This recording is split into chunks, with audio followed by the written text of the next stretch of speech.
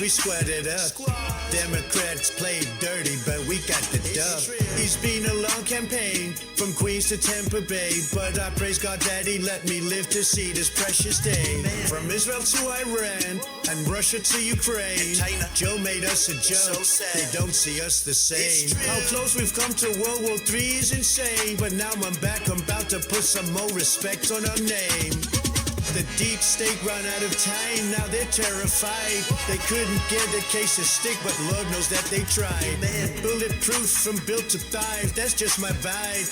2 attempts of my life, yeah, I'm still alive. Now I'm walking around with balls bigger than the Nephilim, protected by the king that was born back in Bethlehem. New leader of the free world, I'm fighting for my citizens. With God as my witness, we gon' make this country great again. We gon' make our country great again. Make our country great again. Make our country, make our country, make our country great again. We gon' make our country great again. Make our country great again. Make our country, make our country, make our country great again. We locking in and set to spin the block on all my foes again. Have mercy, Lord, on many men, cause my patience is wearing thin. My Avengers assembling. We got the deep state trembling, cause now they know we stepping in to make our country great again. You know what it is, the Teflon Don, just do what I do. I hope that everyone's good, I hope everyone's excited. We're about to do some great things, some great things. Good morning, Owasso. This is the Twins with Owasso Live, and this is the Morning Loop. We have an effect going on right now, and it is called the Trump effect. The global markets, I mean, shoot, if you have a cryptocurrency, holy cow, it is spiking right now. The Trump effect is happening everywhere. I mean, you remember Trump, whenever they were like, Trump might win the election, the Mexico-China auto manufacturing plant that they were building got put on hold or is no longer happening. There's a lot of stuff happening right now. Hamas is wanting to pursue peace options with Donald Trump with the Israel conflict. You know, we all know that, I mean, what's his name? Zelensky might not want peace, but I think Trump will probably force a peace deal there as well. And then you have a migrant caravan going through Mexico that literally just turned around. They heard Trump got in, they go, well, we're not welcome anymore, so I guess we're going home. So you can't tell me that all this is not just net positive. You can't tell me that all this stuff isn't, like, I mean, good things are happening because Donald Trump has been elected. And everyone who dislikes the man, I mean, I saw a guy who made a post today, somebody I went to college with, somebody who, after they went to college, joined the Marine Corps. And it's like going, I will never respect a man who called my brothers and sisters in arms losers and suckers, you know, and I should have posted back to him, you know, but, you know, it's just kind of dealing with people like that. I'd be like, I would like you to find me the raw, unedited footage of him saying that about veterans.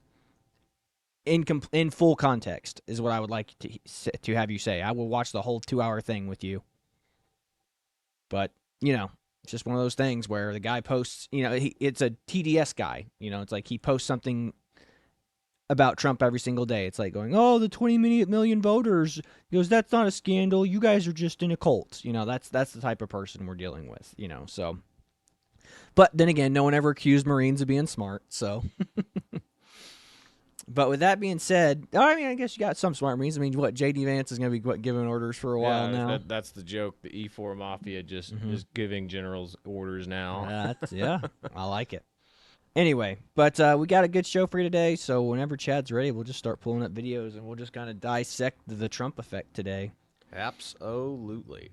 Well, first things first, I think that we'll start with is the big news that the Daily Wire broke this story, but it seems that FEMA was actually given orders to avoid houses that had Trump signs in front of it, or if they knew that they were Trump supporters, to avoid those places and not give them aid. Wow. So there's a lot going on with that. So I'll go ahead and read this. I have the New York Times article pulled up right here. It says, New York Times has yet to issue correction for wrongly claimed Trump falsely accused FEMA of avoiding supporters, storm-ravaged homes. A New York Times fact check claimed that Donald Trump lied when he said that FEMA was deliberately neglected the storm-ravaged homes of his supporters has been debunked, but you'd never know it. The paper of record has yet to publish a correction, even though the disaster agency last week revealed that Trump was right all along. Mm-hmm. The October 4th Times article entitled "Trump's falsely claimed that the federal response to the Hurricane Helen has not been revised and remains published online, even though it says that the president-elect falsely accused the Biden administration of neglecting areas that voted Republican." Yeah, and again, you wonder why that guy that I was talking about just a minute ago, that Marine who's like, I'll never respect the president, who called my brothers in arms losers and suckers. It's like, this is the media he's consuming. You know, he's consuming things like the New York Times, where they won't retract statements that are actually lies. They won't post corrections. They won't post retractions. They just keep rolling with it because they're so politically partisan. They're so politically jaded that they don't care about the truth. The only thing that matters is the narrative. Again, that's what's going on here in the world. That's why we are so divisive right now. That's why we're at each other's throats. That's why the left heads are exploding on social media. You know, it's like the fact that he's making paragraph-long posts as a man is really sad. Yeah. But the next thing, as we continue on with it, the New York Times has yet to correct an article fact-checking President-elect President Trump's claims about FEMA officials neglecting the homes of his supporters, despite evidence proving that did happen in Florida. And as you can see, big Trump supporter sign with a home that's just completely gone. Mm-hmm. Then we have here. Here is the text message if you're not watching online. See, implement best practices. Not one goes anywhere alone. Avoid homes advertising Trump.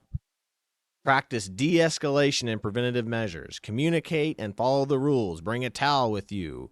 Tomorrow in the field. Frequent breaks. Drink water. Avoid high-salt diets and coffee. Coconut water is best way to replenish your electrolytes. So this was a real thing from their manager.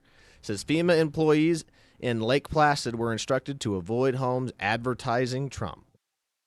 It says the Federal Disaster Relief Agency last week even sided with Trump, saying one of its employees, Marnie Washington, gave the workers in Lake Placid, Florida, the disturbing order to avoid homes advertising Trump.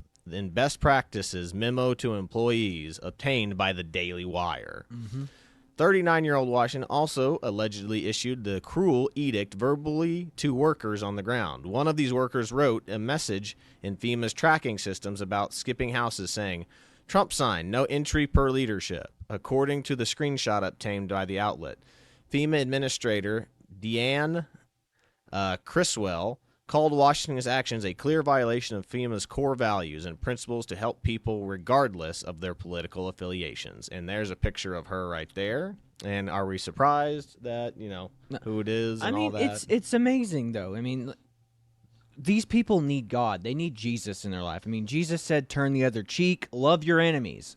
But again, this is what happens when we have literally, our society has strayed so far away from what God or what Jesus would want us to do. And it doesn't matter to them because, like I said, whenever you take God out of society, you can do anything. You can justify doing anything to your political opponents. You can make them second-class citizens. You could enslave them. You can do whatever you want. And remember, it was Christianity. It was Christian-led thought leaders that basically ended slavery throughout the world. But I mean, slavery, remember, still exists in the Islamic world.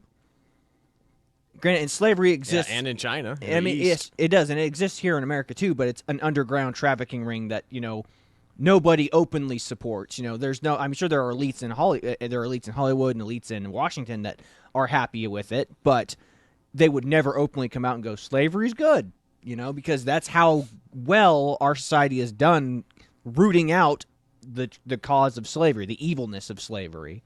We believe that there's something divine within all of us. Mm-hmm.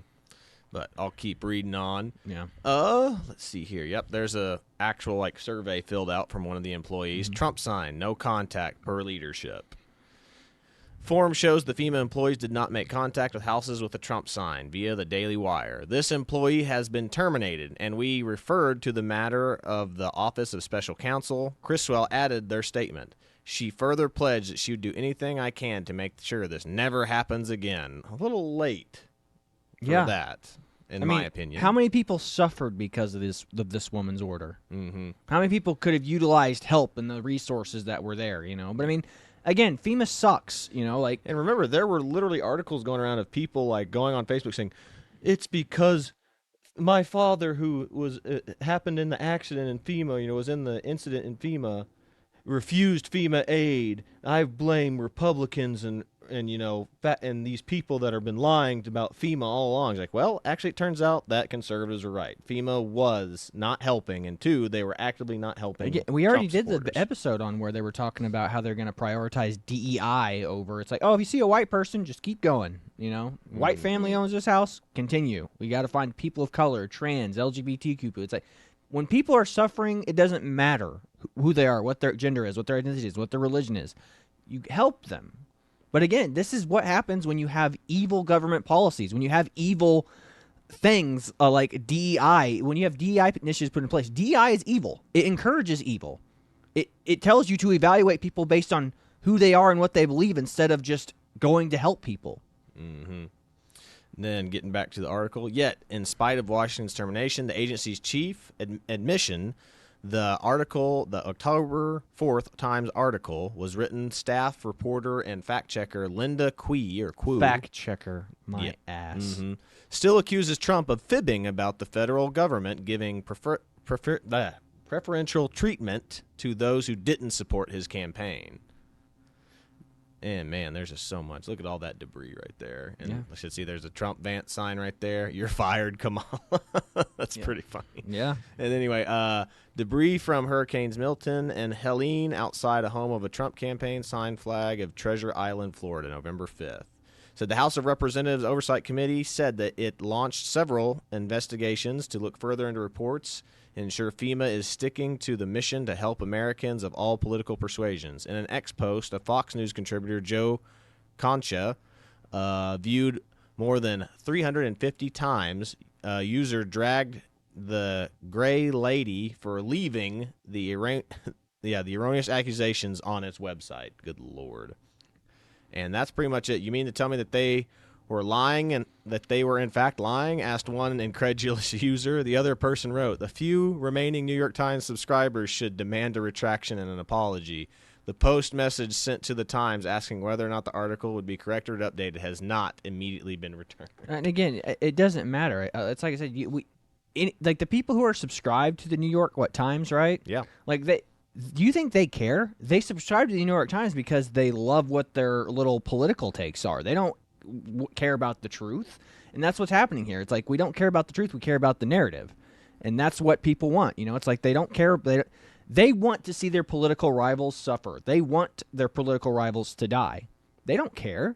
Mm-hmm. Again, my girlfriend comes from her and her sister went to college in North Carolina, so she's been to Asheville, she's been to a lot of these places, and whenever all of her college friends are from there, and again, it's like all my college friends are all lib, it's like most of them, not all of them, but it's the same with her. Like she goes, the stuff they've posted on Facebook, it's crazy that they just hate Donald Trump so much. She like now she's to the point where she's been around me enough to where it's like she goes, I don't always agree with how Trump talks, and I don't always agree with you on your takes, but the way that they're reacting is nothing short of insane. And this is like, remember, my girlfriend is a recovering liberal.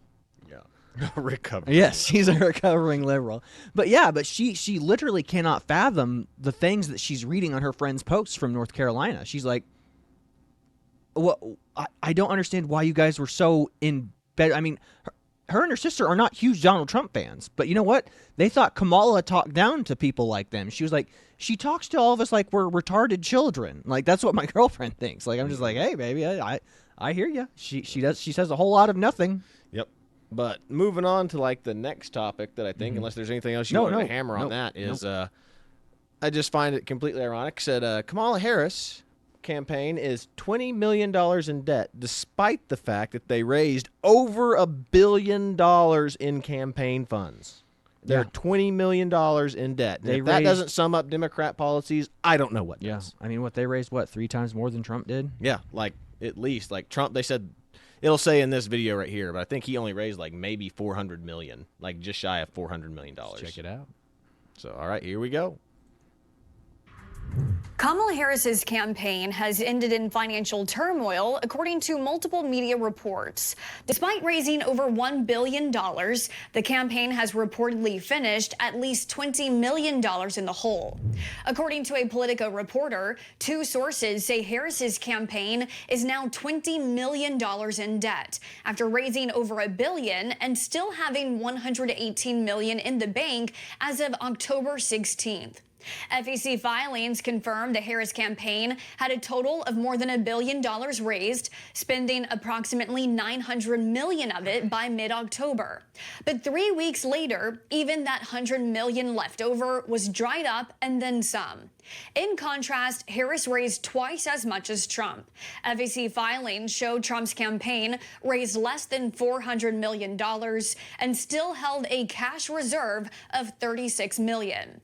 Breitbart News also spoke with several sources inside the Harris campaign, who confirmed they were now $20 million in debt, largely pointing blame at campaign chair Jen O'Malley Dillon. A campaign staffer told Breitbart people didn't like working with her. Many people on the campaign felt like we lost because Kamala wasn't allowed to run her campaign. They were running Joe Biden's campaign instead of a Kamala campaign. Obnoxious and very much a gatekeeper and interfering with the vice president's people who were trying to do their job. Inside the campaign, staffers were reportedly unhappy with the handling of finances, with some still allegedly waiting on overdue payments for their work. Where did the $1 billion go? A large portion on advertising, nearly $700 million, according to the ad tracking company Ad Impact. A six-figure ad blitz in October was spent on flying banners over 4 NFL games in swing states, according to the New York Times. In November, in the final days leading up to the election, the campaign spent nearly $500,000 a day to have ads displayed on the Las Vegas Sphere in the swing state of Nevada, according to The Guardian. Campaign staffers who spoke to Breitbart also attribute the drain of dollars on high-profile concerts featuring singers like Katy Perry, Lizzo, and rapper Eminem. The staffers say that was one of Dillon's ideas. According to staffers Breitbart spoke with, faced with $20 million in debt, Harris's deputy campaign manager is reportedly shopping Kamala Harris's fundraising email list to anyone willing to pay in an effort to recoup the campaign's losses. Thanks for watching our news. Oh my God. So you mean to tell me that those celebrities that came out and endorsed her, they weren't just shills, they were getting paid to shill for her? And it just goes to show you, is like, you can throw money at a problem all you want. It didn't solve the problem, did it? Yeah, I mean, it's just awesome, like that fiscal conservatism won this time. I mean, literally, she ran her campaign the way Democrats want to run everything. Let's just throw money at the problem until it fixes itself. Well, what happens when the problem's too big to fix? What happens when the people are irresponsibly spending money and throwing it at stuff that they think is going to work, but it's not actually going to work? Again, Donald Trump, less than $400 million raised, and he still had, $36 million in money in reserve? That's what it said. That's incredible. And that's what you want. That you want to put your money in places that you know things are going to work. Mm-hmm. You do the research, you do the data, you gather the data, and then all of a sudden it's like, hey, these are the things that work, these are the things that don't. Well, also here, if you look at this, it's like all these celebrities that threw their endorsement were getting paid by the administration. So again, it's another astroturfed moment in the Kamala Harris campaign. Yeah. I mean, it's not real. Nothing about her is real. It's like when we saw those TikTokers getting paid. Like if Eminem and Katy Perry and whoever else they said, Beyonce, were all getting paid to show up to these events, that's not real support. Support would be like, hey, I'm coming to support you for free. I volunteer my time. It's like Eminem's like, my time is too valuable. You're going to have to pay me to be there. Same goes for Beyonce. Same goes for Nicki Minaj. Same goes for Megan Thee Stallion. Same goes for Lizzo. All these people. It's like, our time is too valuable, so you're going to have to compensate us for us to come. It's like, no. Genuine grassroots campaigning is done by people who volunteer their time because they believe in you and they believe in your message. And they'll do it pro bono. Mm-hmm. That is real grit. That is real volunteerism. But again, throwing money at a problem. Over $1 billion. Over $1 billion in her campaign fund. And now they're 28 million in debt, and they don't know, and they're asking for, please give us handouts so we can pay off our debts. It's like, oh, okay, yeah, throw it back onto the American taxpayer, huh? Yeah. Well, it's just like the same thing that we saw with what's his name? David Pakman called a bunch of his lefty YouTube buddies and found out that they're all hemorrhaging subscribers. They've lost like 5,000 plus subscribers in one night after the election. And that's the thing, too. I think their audience is waking up and realize, sure, someone could be bought. I think a lot of people have woken up and realized that people like David Pakman, people like the Krasensteins, people who are getting paid by Democratic companies to shill for the Democratic Party, they're realizing these guys gaslit us into believing that Kamala Harris actually stood a chance. These people gaslit us into believing that they weren't being paid. They're not paid shills. So it's just disgusting. It's gross, but I mean, it's a good thing. I mean, like, this is what happens. It's like no conservative YouTubers are talking about their loss of subscribers right now. You know who they are talking about? It's the left-leaning ones, the people that have been shilling for the Democrats for a long time. They're losing subscribers because people are waking up and being like, yeah, these guys are so full of it. Mm-hmm. Yep, and if you can see this right here, said where Steve was spending lots of money to fly that. I guarantee you some Trump supporter just did that. It says, spotted over a Taylor Swift concert. 2024, get ready for it, cat lady. 2024, get ready for it, cat lady. That's good. I love good it. Stuff. I love it. Yeah. Then there's this, that we found the other day is like 97% of all the guns are in the red territory. And 97% of all the violence, of gun violence, is in the blue territories. And who would have guessed that? You don't say. That's funny stuff.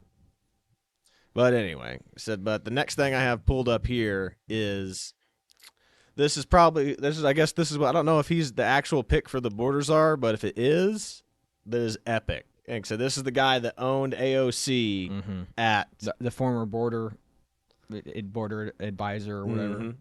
This is the guy that owns AOC during a little thing like, there are no illegal people. It's like, yes, there are. They come through the ports of legal entry.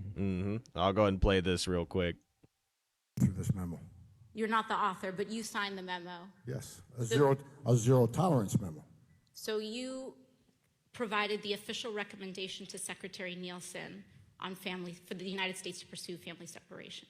I gave Secretary Nielsen numerous recommendations on how to secure the border and save lives. But it says here that you gave her numerous options, but the recommendation was option 3, family separation. What I'm saying, this is not the only paper where we've given the Secretary numerous options to secure the border and save lives. And so the recommendation, of the many that you recommended family separation. I recommended zero tolerance.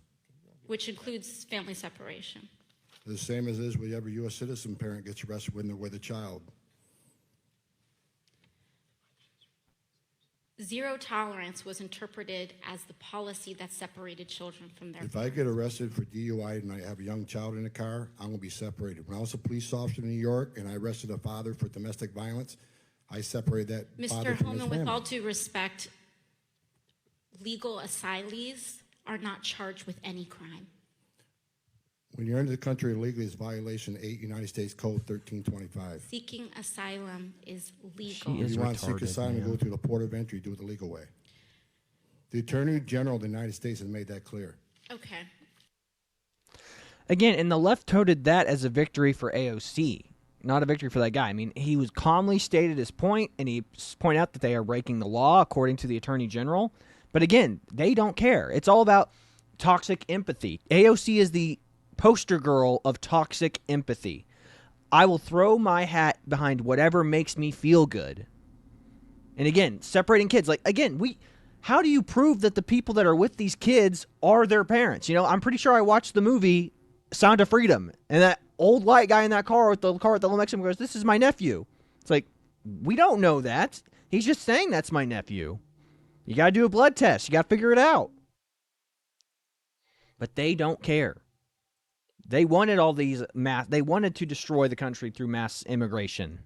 They wanted to hemorrhage our supplies and resources. They don't care about you. They don't care if the cost of housing goes up. Which is funny because AOC was complaining about the cost of living in D.C., but she couldn't even afford an apartment until she actually got on salary there. She was complaining about that big time. Yep. So I can't even afford an apartment, and I'm a working member of Congress. So it's like, not yet. You haven't received your first paycheck yet. It's amazing how quickly you'll fall out of the whole I need more money routine as soon as you make more money. It's like, oh, I earned this. Now you plebs, Yes, earn your keep now, pleb. Earn your keep, peasants. Then this next Let one, them eat cake. Yeah, this next one that I have pulled up here is one that you sent, and I call this the Trump effect, and it's related to immigration. It's like migrant caravans are turning around because they heard Donald Trump got elected. Yes, this is awesome. This is one of the coolest things. Go ahead and play this here.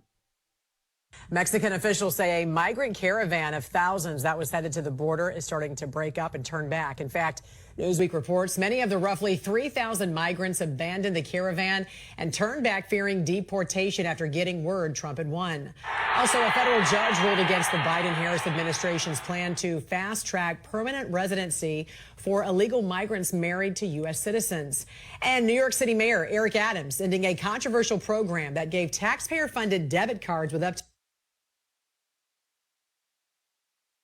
What happened there? I'm not sure. The sound just kicked off. So anyway, Mexican so they're officials turning say- around though. So that's basically the gist of it. So you have one of the larger migrant caravans coming here to the U.S. and they heard Donald Trump got elected. Turned around. Trump is literally stopping the migrant crisis before he's even actually taken office. That is awesome. We call it the Trump effect. They know that he's serious, and again, around the world, people only respect strength. The Islamic world only respects strength. And they see that Donald Trump is a strong leader and that he means what he says, and he says what he means. Imagine that. So our enemies will fortify their positions and attack our allies if a weak president is in charge, or a Democrat normally. Whereas if a Republican's in office, they are way less likely to do They're that. like, oh, well, it's like what Dinesh D'Souza had when he interviewed that old Islamic guy. It's like going, I didn't fear the left because we know they don't have principle. We fear conservatives because they have principles. They have morality. They have standards. And they'll actually mean what they say. It's like, we know we could walk all over the Democrats. We know we can walk over people on the left. We know we can do this because they're weak. They're afraid of us. They're afraid of offending us. It's like, we don't care if we offend you. We know that if you offend us, we'll feign, agony. Hurt, We'll feign hurt. Oh, you've offended us. We are how intolerant of you, despite the fact that they know that their cultures are super intolerant of everyone else. But next one I have pulled up here is what you were just saying. So Hamas calls for immediate end of the war after the Trump election win. And this is from, what's his name? Mandatory it's from Fund Day. Mandatory Fund Day, yeah.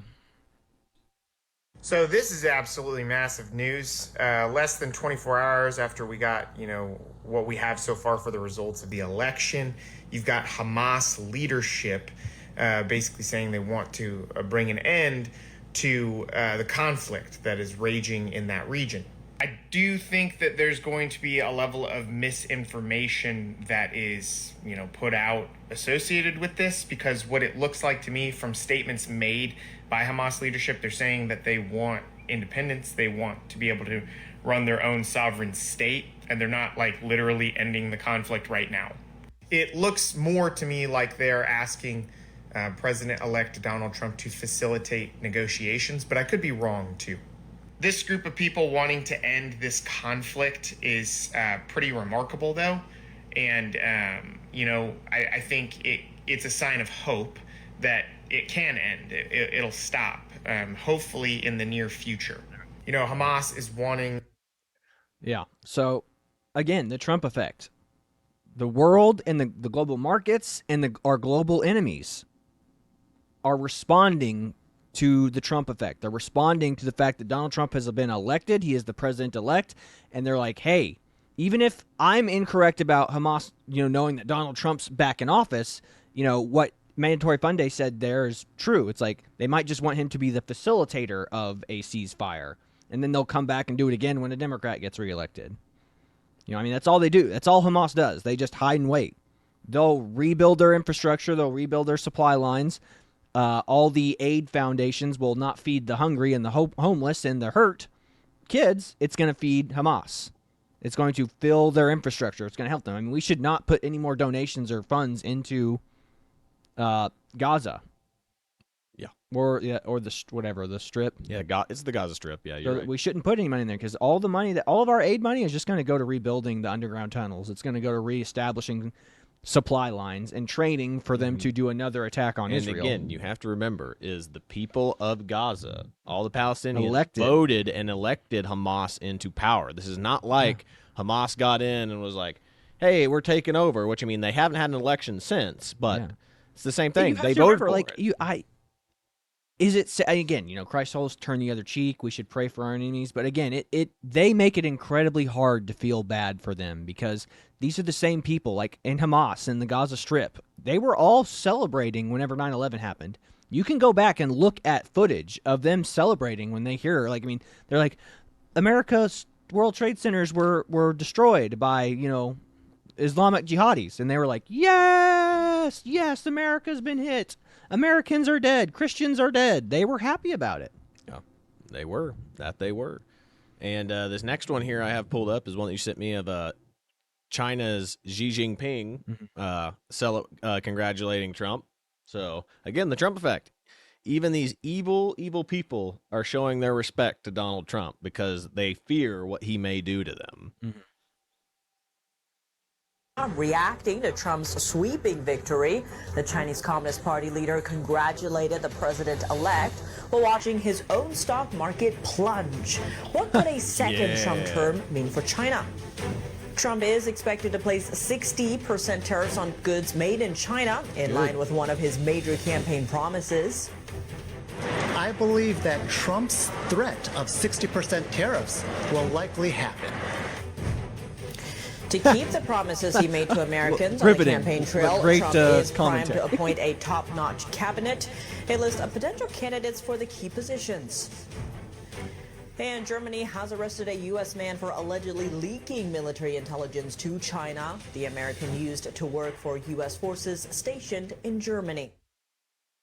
And again, that's the thing. That's the problem with China. Like, China will pay good money to people, and I say good money. Like, I mean, they had like a Chinese American citizen who was in the Navy that was leaking intel to China, and he only got paid like $10,000 to do it. It's like going, your signing bonus was probably more than that, you idiot. Mm-hmm. But again, people don't have any integrity. It's like, you pay me enough, I'll do whatever. It's like, but they don't realize that money doesn't go as far as you think it does. You have to produce. Like, we have the capability and the capacity to make as much money as you want, like Elon Musk. But you have to be willing to work, and you have to be willing to produce it yourself. Like, money's not what you think it is. Money is not like this means to buy stuff. It's something that you produce. It's something you cultivate. It's like, I don't know. Either way, I think this is awesome that China's markets are in free fall now because they know their markets are responding to Trump too. They're responding to the fact that, oh my gosh, 60% tariffs are coming. Like, we're actually going to have to find a way to make our goods cheaper. Or stop terror again. Or it's like, what's going on? It's like everyone's afraid. He goes, Donald Trump's an idiot for launching a tariff war. It's like, I don't know. What if him launching this tariff war ends all tariffs? They go, hey, we want to do business with the United States, so we won't tariff the United States. Again, you're not in control unless you're willing to walk away or you're willing to impart or impose tariffs or restrictions on the other party. If you just go, oh, no, you go ahead, just walk all over us, Japan doesn't want American cars. How do we know that? We've never been allowed to import them at a reasonable price. What if all Japanese people love American cars? They just can't afford to bring them over there. Mm-hmm. So again, it's just, how can you say, again, everyone's talking like this tariff war is going to destroy the world when, how do you know? We've never tried. What if this tariff war ends all tariffs? Or let's say it might not end them. What if it significantly reduces tariffs to like 10%? Wouldn't that be nicer? So either way, like I said, all those people are like, think that they can see the future. It's like, I don't think they do. Because we've never done it before. They're just assuming this one. Even Milton Friedman is the best economist ever, thought that, launching tariffs was a bad idea because it would just be, but again, their policy was, we'll let the rest of the world walk all over us, and eventually they'll stop tariffing us, but that's not the case. That's not what happened. We can see what reality's brought. Yeah. And, like, it's a history lesson, too. It's like, oh, if they're never going to tariff us back, we might as well just keep tariffing them because we're making money off of them. Yeah, absolutely. So if you threaten a tariff to end their tariff, it's like, hey, that's the tariff war right there. You just ended the tariff war. Yeah.